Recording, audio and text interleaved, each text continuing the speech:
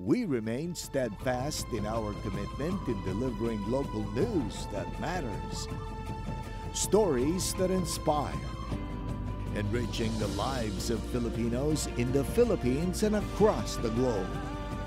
This is your GMA Regional TV. Buong puso para sa Pilipino.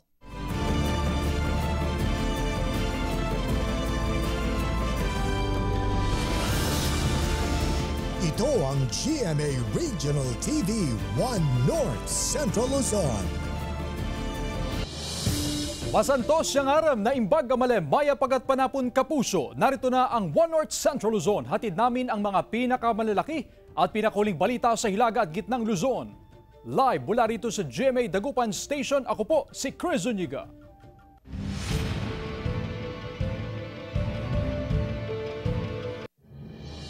Kandidato na nagpa-raffle draw inireklamo ng vote buying sa Mangaldan, Pangasinan. Tutukan sa ulat ni Jasmine Gabriel Galban.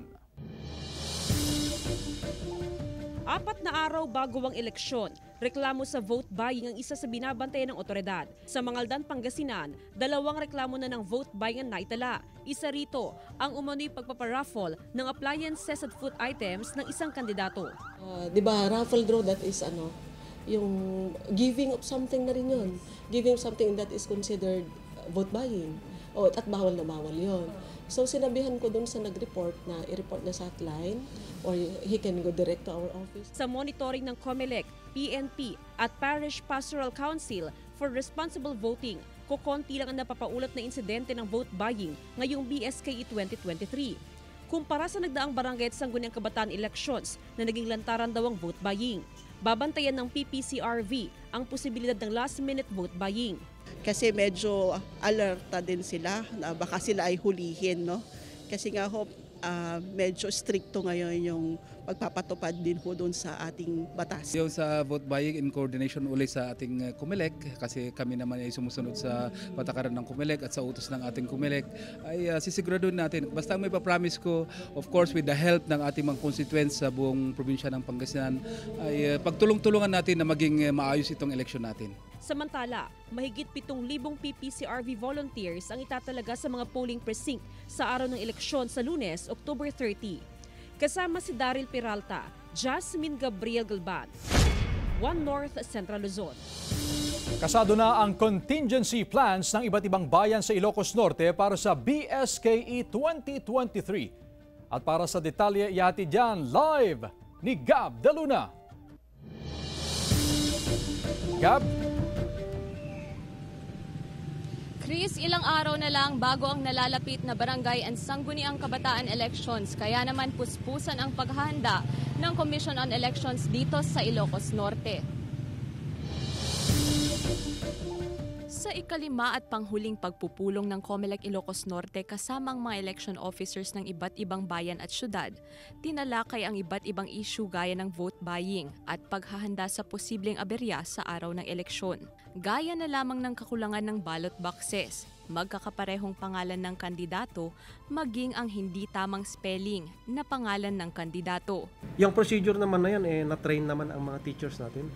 So itinuro naman ng COMELEC kung paano mag-appreciate ng ballots or paano magbasa at magbilang ng handwritten notes or handwritten ballot na ginawa ni botante. Naturoan naman mga teachers natin, so we expect na magiging maayos yung appreciation of ballots and counting of ballots. Pero ang pinakatututukan daw ang Oplan kontrabigay o vote buying. Unfortunately, may mga kandidato pa rin tayo na hindi sumusunod sa batas.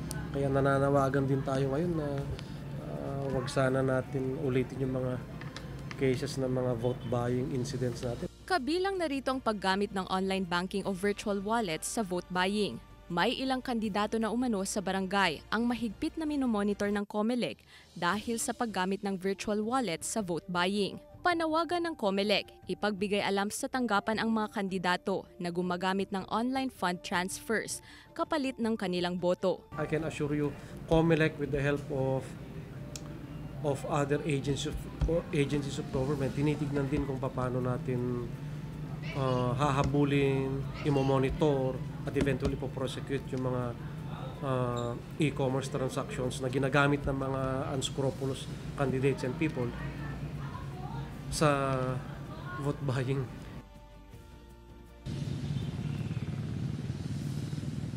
Samantala, Chris, nais naman ng Commission on Elections at ng Ilocos Norte Police Provincial Office na panatilihin ang zero election-related incidents sa probinsya. Wala pa namang kumpirmasyon kung uuwi ang ating Pangulong Bongbong Marcos, pati na rin ang First Family upang bumoto dahil dito nga sila nakarehistro. Pero ayon sa ating COMELEC, pati na rin ang INPPO, ay nakahanda naman sila para sa seguridad ng ating Pangulo at First Family kung sakaling uuwi sila. Chris? Maraming salamat, Gab Daluna. Pasintabi po sa maselang kwento, natagpuan sa loob ng septic tank ang bangkay ng 4 na taong gulang na batang babae sa barangay Matagisi, Puntol, Apayao. Ayon sa PNP, unang nakita ang shorts at tsinelas ng bata malapit sa septic tank.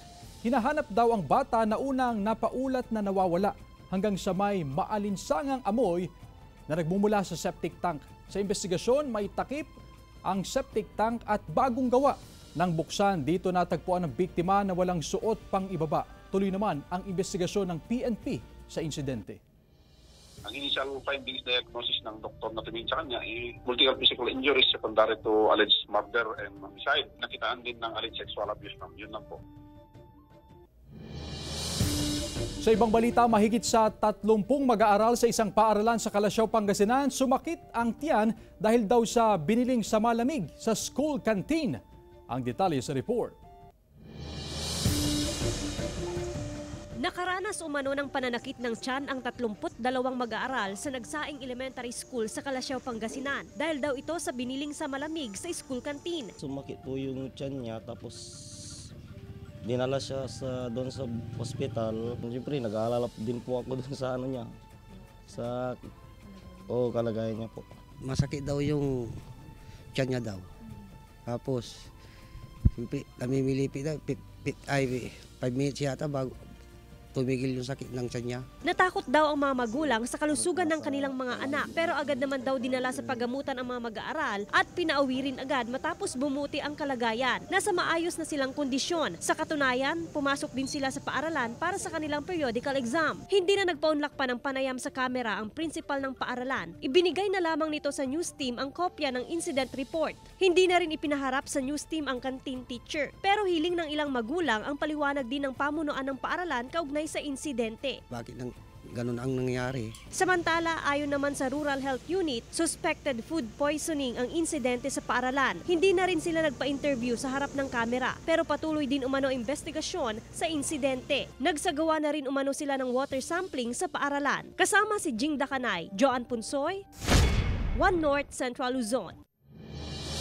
Nagsagawa naman ng inspeksyon ang DTI sa mga bentahan ng kandila at bulaklak sa Dagupan City. Ang detalye sa live report ni Russell Simorio. Russell? Chris, bago ang paggunita ng undas ay sinuyod na ng mga kawani ng DTI ang mga tindahan ng bulaklak at kandila dito sa Dagupan City. Ang kanilang target, maiwasan ang mga overpricing. Ininspeksyon ng Department of Trade and Industry ang mga tindahan ng mga bulaklak sa Dagupan City. Ilang araw bago ang undas, inalam ng DTI ang presyo ng bulaklak. Mataas ang patong sa presyo ng mga bulaklak dahil inaangkat pa raw sa Maynila ang supply. Mataas po ang presyo namin ngayon. Bakit? Kasi mag-uundas na po. Nasa 250 pesos ang presyo ng kada bundle ng Radus, Stargazer at Malaysian Mums. 150 pesos naman ang kada stem ng sunflower, habang 20 pesos ang roses. Naintindihan naman natin kung minsan yung may mga presyo talaga na hindi maiwasang itaas base rin po sa supply and demand. But in the same way, yun po ang na huwag naman yung sobra-sobra. Binisita rin ng DTI ang mga tindahan ng kandila sa tabi ng mga sementeryo sa lungsod na bistong walang price tag ang mga panindang kandila. Dinadagdagan lang po namin ng konti para kumita naman kami kahit papaano. Alinsunod sa suggested retail price ng DTI, nasa 33 pesos hanggang 177 pesos ang kada balot ng kandila. Tatanggalan ng permit ng DTI ang mga retailer na masasangkot sa overpriced na kandila. Mag-i-issue po kami ng show cause order.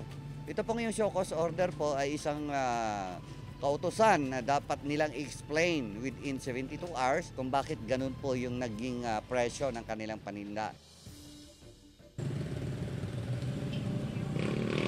Grace, ayon sa DTI, walang problema sa supply ng kandila maging ng bulaklak ngayong papalapit ang undas. Sa katunayan, sabi ng DTI, yung ilan nga sa mga pagawaan ng kandila, doble na rin ang kanilang produksyon para nga makasabay sa inaasahang mataas na demand sa November 1 at November 2. Ipakita ko lang sa inyo mga kapuso, itong hilera ng mga bentahan ng bulaklak. Dito yan sa Dagupan City at para sa mga nagnanais na makatipid, no? Pero gusto nila yung maraming flowers, ay maaari namang nabilhin yung mga bulaklak na naka-arrange na siya, o ibig sabihin nakalagay na siya sa basket. Yung mga ganitong bulaklak ay medyo mura pa sa ngayon na umaabot pa sa 150 pesos, pero sa pagsapit ng undas ay inaasahan na mataas na rin ang presyo ng bulaklak na nakalagay sa basket. At sabi pa ng DTI, hindi ito yung huling pagkakataon na magsasagawa sila ng operation doon sa mga tindahan ng kandila at bulaklak. Asahan pa ang mga series of inspection sa mga susunod na araw. Chris. Maraming salamat, Russell Simorio. Samantala, iba't ibang Halloween costumes ibinida ng mga chikiting sa Vigan City. Silipin sa report ni Gab de Luna.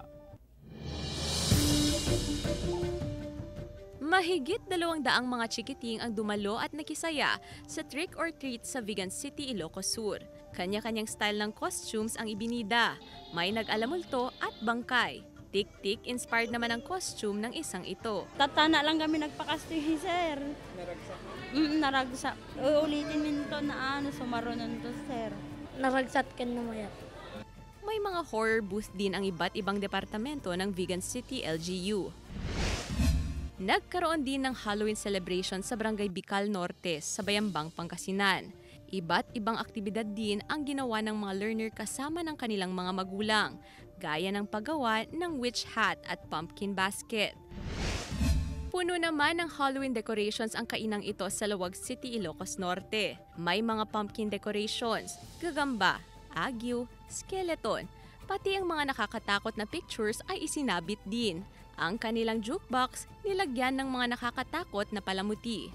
Taon-taon po na nag-aano kami ng dekorasyon ng ondas. Nung pandemic lang po ang hindi namin inayos ito.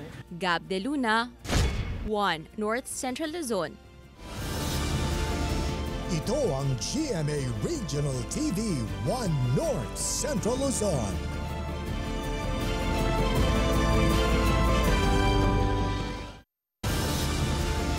Ito ang GMA Regional TV 1 North Central Luzon.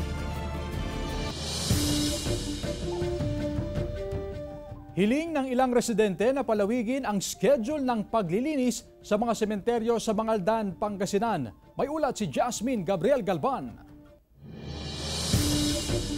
Ngayon ng schedule ng huling araw ng paglilinis sa mga sementeryo sa Mangaldan, Pangasinan. Para po yung scheduling ng ating yung pagkakakot ng basura ay isahan po. Yun po yung sana sinasuggest ng ating yung parang local government unit. Pero ang problema, kukonti pa lang ang nalilinis ang nicho sa mga sementeryo. Ngayong araw, mangilan-ngilan ang naglilinis. I-extend sana, madam, para makalinis yung mga iba. Ang dami pang damo, madam. Na hindi, mga busy pa sigurong mga tao na nag-ano ng election po. I guess naman meron, may mga liwis tayo dyan na ilalatag o ibibigay doon sa kanila. Maintindihan naman natin, especially yung mga galing ng other provinces na mabibiyahe pa lang kasi ang alam na natin yung last day of office is bukas pa. So we'll be giving considerations doon. Dahil sa mahabang bakasyon, inaasahang doble ang bilang ng mga bibisita sa mga sementeryo ngayong taon. Idagdag pa na wala ng restriction at scheduling sa pagbisita sa mga sementeryo. Ayon sa PNP, inaasahang aabot sa mahigit 50,000 ang dadalaw sa mga sementeryo sa Mangaldan. Paalala ng pulisya, bawal ang magdala ng anumang patalim sa sementeryo. Bawal din ang pag-inom ng alak, paglalaro ng baraha at malakas na pagpapatugtog sa loob ng sementeryo. Kasama si Daryl Peralta, Jasmine Gabriel Galvan, 1 North Central Luzon. Mahigit 1,500 na pulis ipinakalat na sa iba't ibang lugar sa Region 2 para tumutok sa seguridad sa BSKE 2023. Sundan sa report ni Russell Simorio. Aabot sa 1,520 na police personnel ang idineploy sa iba't ibang lugar sa Cagayan Valley Region para tiyakin ang seguridad sa barangay at sangguniang kabataan elections. Katuwang ng pulisya sa pagbibigay seguridad ang mga kawani ng Bureau of Fire Protection at Philippine Coast Guard. Kasado na ang seguridad sa mga bus terminal sa Lawag City, Ilocos Norte sa inaasahang dagsa ng mga biyahero sa long holiday. Nagsagawa ng maintenance check sa mga babiyahing bus. May ilang kalsada naman sa syudad na gagawing one-way tulad ng Ablan at Rizal Street. Para sa safety din natin ng mga pupunta sa mga sementeryo, may mga isasara pero maging one-way lang po, one-way yun. Hindi totally na sasara kasi yung sa tulay natin mahigpit po yung dyan, yung trapiko. Sa Dagupan City, pinulong na ng LGU ang PNP at POSO para sa seguridad at pagtatalaga ng assistance desk sa mga sementeryo. Binigyan na natin ng instruction ang ating City Engineering Office to go around to make sure that everything is safe. Ganun din po, may organized na team with the PNP, with the POSO, and some civic organization. Samantala, hindi muna iminumungkahi ng ilang pamunuan ng sementeryo ang pagsasagawa ng libing simula sa October 28 hanggang November 2. Russell Simorio, One North Central Luzon. Tiniyak naman ang sapat na supply ng bangus sa Dagupan City dahil sa inaasahang mataas na demand dahil sa long holiday. Ang detalye sa report. Sunod-sunod ang pagdating ng mga bangkang may kargang banye-banyerang bangus sa Magsaysay Fish Market sa Dagupan City. Galing sa mga fish cage sa Binmalay ang supply ng bangus na kaka-harvest lang. Ganito ang size ng bangus namin sa Binmalay, Pangasinan. Maraming isda ngayon. Galing naman sa Western Pangasinan ang mga bangus na ito sa konsignasyon. Ayon sa mga bangus dealer, may mga mangingisdang maagang nag-harvest ng bangus sa pangambang magkagataw dahil sa pabago-bagong panahon. Hindi nalalaki ang mga yan, mababaw yung tubig sa mga bakwan. Kaya hindi na, talagang harvest na yan, obligadong. Mamamatay na. Lalo na't ngayon mainit, tapos ulan ng katamtaman. Mula 170 pesos kada kilo, pumaba sa 160 pesos ang kada kilo ng bangus. Ayon sa LGU, inaasahan ang mataas na demand sa bangus sa long holiday na marami ang magsisiuwian. I'm sure that everybody is prepared for the incoming undas kasi alam naman nila na kailangan na nila ilabas ang kanilang bangus sa peak season of October, November. Sa gitna ng mataas na demand, hindi umano haharangin ng LGU ang pagpasok ng mga bangus mula Bulacan basta masigurong sariwa ito.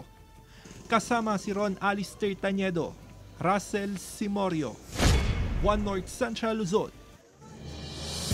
Arestado ang 8 katao matapos na salakayin ng otoridad ang isang drug den sa Mapandan, Pangasinan. Naaktuhan silang gumagamit ng ipinagbabawal na gamot. Kumpiskado rin sa kanila ang 24 na sachet ng hinihinalang shabu na nagkakalaga ng abot sa 100,000 pesos. Ayon sa otoridad, ibinebenta rin ng mga sospek ang iligal na droga. Inaalam pa ng otoridad kung saan nila kinukuha ang supply ng ipinagbabawal na gamot. Naharap sila sa kaukulang kaso. Kumpiskado ang mahigit sa 74 kilos ng mishandled meat at 3 kilo naman ng lutong karne ng aso sa Baguio City. Sundan sa report.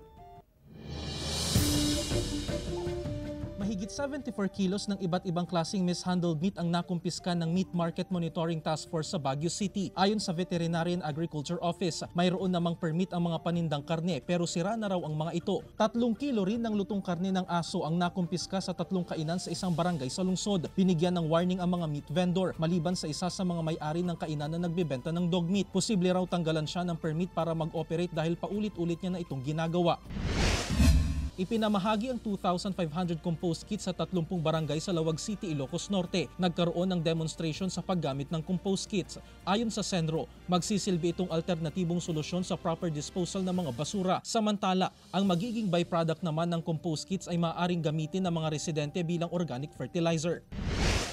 Dumating na sa Basco, Batanes ang isa sa 6 na 75 kV amperes generator na layong paigtingin ang kahandaan ng lokal na pamahalaan lalo na sa panahon ng kalamidad. May mga genset na ang mga LGU pero sa mga water pump daw gagamitin ang bagong genset upang hindi maputol ang supply ng tubig lalo na kapag nagkakaroon ng power outages. Samantala, pinasinayaan na ang bagong naval detachment sa Mavulis Island, ang northernmost island ng Pilipinas. Ito ang magsisilbing himpilan ng mga sundalong Pilipino. Strategic at napaka-importante umano ang ginawang hakbang ng pagtatakda ng maritime zones ng Pilipinas sa Mavulis Island dahil halos kadikit na nito ang huling 10-dash line na ginawa ng China na tinututulan ng Pilipinas.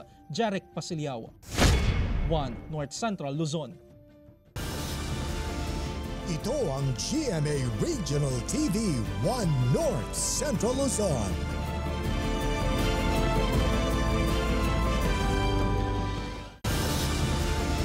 Ito ang GMA Regional TV 1 North Central Luzon.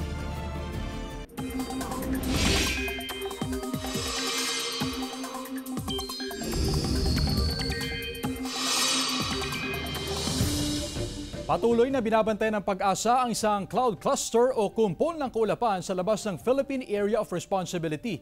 Nasa bandang silangan yan ng PAR pero sa ngayon ay wala pang epekto sa bansa. Northeast monsoon o hanging amihan pa rin ang nakakaapekto sa Northern at Central Luzon. May tsansa naman ng localized thunderstorms sa iba pang bahagi ng bansa. Base sa datos ng Metro Weather, ilang bahagi ng Northern at Central Luzon ang uulanin kasama ng Ilocos Region, Cagayan, Cordillera, Tarlac, Zambales, Bataan at Nueva Ecija. Kaya maging handa pa rin sa banta ng baha o pagguho ng lupa. Mga motoristang walang suot na helmet, numero 1 nasisita sa Comelec checkpoint sa Dagupan City. Sundan sa ulat ni Russell Simorio. Asahan umano ang mas maigting na checkpoint operation sa Dagupan City ngayong election period. Bukod sa gunban, numero 1 umanong nasisita ng pulisya ang mga motoristang walang suot na helmet. Mostly po yung mga walang helmet, ganun po. Pero sinasabihan po namin sila na for their own security din po. Kasi most of mga fatal cases po natin sa VTI is wala pong helmet. Isinasangguni ang mga nasisitang motorista sa Land Transportation Office o LTO para sa pagpapataw ng multa. Maximum deployment ang ipinatutupad ng pulisya. Asahan na nakakalat ang kapulisan sa mga pampublikong lugar. Saka i-ensure natin na yung ating mga personnel po ay madideploy strategically sa bawat areas. Samantala, nakatanggap ng mga reklamo mula sa commuters ang LTFRB Region 1 hinggil sa umano'y overloaded na mga public utility vehicle. Mga modernized jeepney o mano ang madalas mahuli dahil sa overloading. Isinasagawa ng LTFRB ang malawakang roadside inspection, lalo na ngayong papalapit ang eleksyon at undas. Ang pinaka-penalty niyan is nakabase sa ating joint administrative order natin. Yung penalty doon, 5,000 for the first offense. Kasama si Ron Alistair Tañedo, Russell Simorio, 1 North Central Luzon. Mga estratehiya sa marketing, research at AI ibinahagi sa GMA Masterclass The Icon Series sa Ilocos Norte at Ilocos Sur. Tunghayan sa report ni Gab De Luna.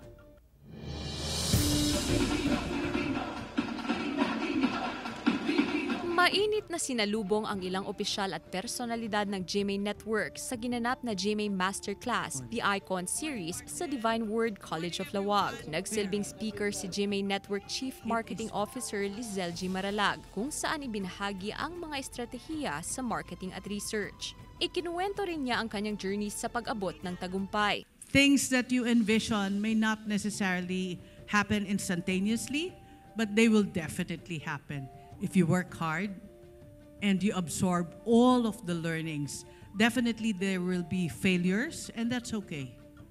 Because you have to look at failures as learning opportunities. Binigyang diin ni Senior Vice President and Head of GMA Integrated News, Regional TV and Synergy, Oliver Victor B. Amoroso, ang kahalagahan ng GMA Masterclass Series sa paghahatid ng mga kaalaman at impormasyon sa mga estudyante. Education in its essence is not confined within the four walls of a classroom. It extends far beyond, encompassing real-world experiences, diverse perspectives, and meaningful interactions. The GMA Masterclass series serves as a bridge between traditional learning and the dynamic, ever-changing world outside. It opens a window to the industry's heartbeat, allowing you to witness firsthand the intricate workings of various fields, be it media, journalism, arts, technology, marketing, or entrepreneurship. Very appreciative of this activity kasi talagang with the trend right now, mas makakatulong talaga sa mga estudyante ngayon to also learn from the expert talaga.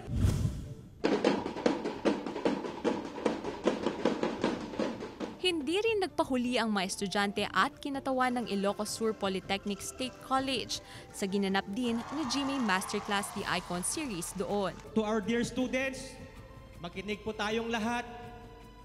Minsan lang mangyari ito na ang buong puwersa ng GMA ay pupunta sa ating eskwelahan. We will take advantage of their presence na matuto, makibahagi at makisaya sa kanilang programa. Doon ibinahagi ni Ms. Lizelle G. Maralag ang advantages at disadvantages sa paggamit ng Artificial Intelligence o AI. There are functions of AI that you need to leverage if only to start with the basic. For example, if you were to do a test run or a test material, okay, and you already have a storyboard in mind, a concept in mind, you can use AI so that it becomes more animated. However, if AI is going to be used to copy, to impinge on originality and creativity, then that's wrong. Okay, so it really depends on how you use it. Kasama si Reynold Velasco, Gab De Luna, 1 North Central Luzon. Mga kapuso, 60 days na lang, Pasko na!